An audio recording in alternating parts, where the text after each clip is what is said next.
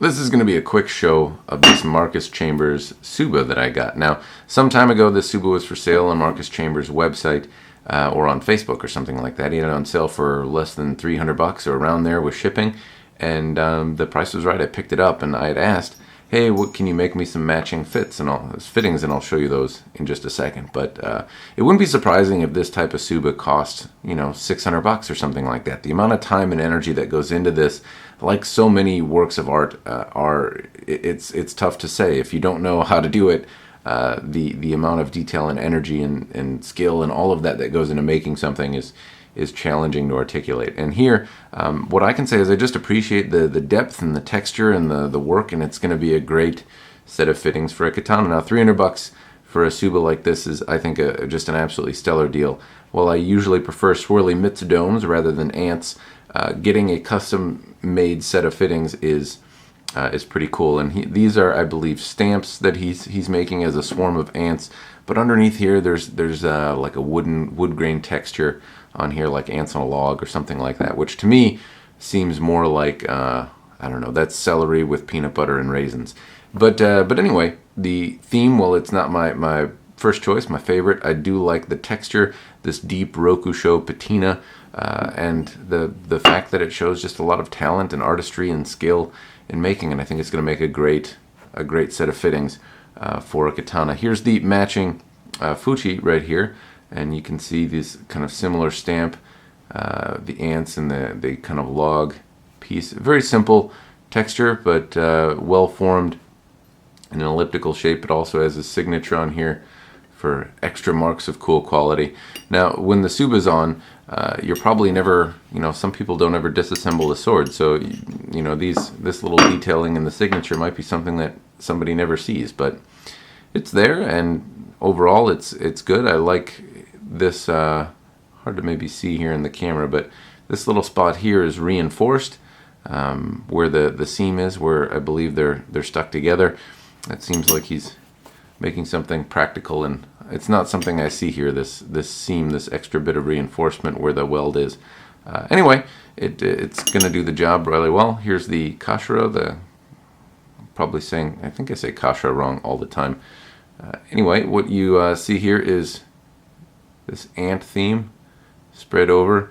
Again, this nice deep matching rokusho patina. Now, I had Marcus make these in kind of modern katana size, so that these are gonna fit a more modern blade. And then the Menuki are something that he really went to the nines here. So these are kind of ants on a hill.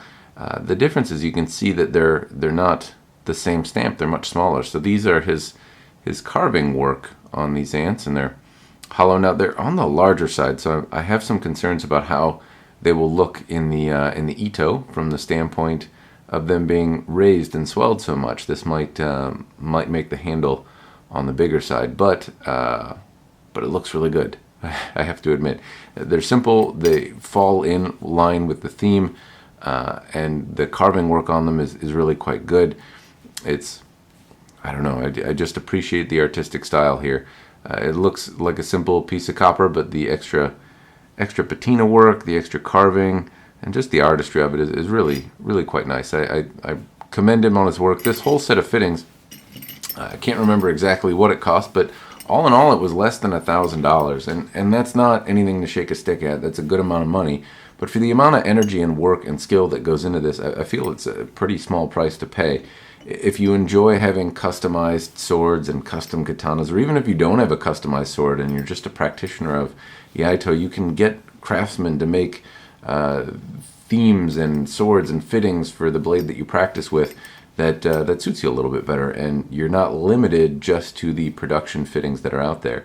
Now, this set of copper around $1,000. The point is that you can go to Fred Lohman's website or lots of other places and find fittings that are going to be less than $1,000, but it's pretty easy to spend at least $500 on a set of fittings, and sometimes even more than that. If you talk about Fuchi and Kashira and Menuki and a tsuba that has some bedazzlements on it, it's very easy with just a simple set of production fittings to spend $500 on some of the nicer stuff out there.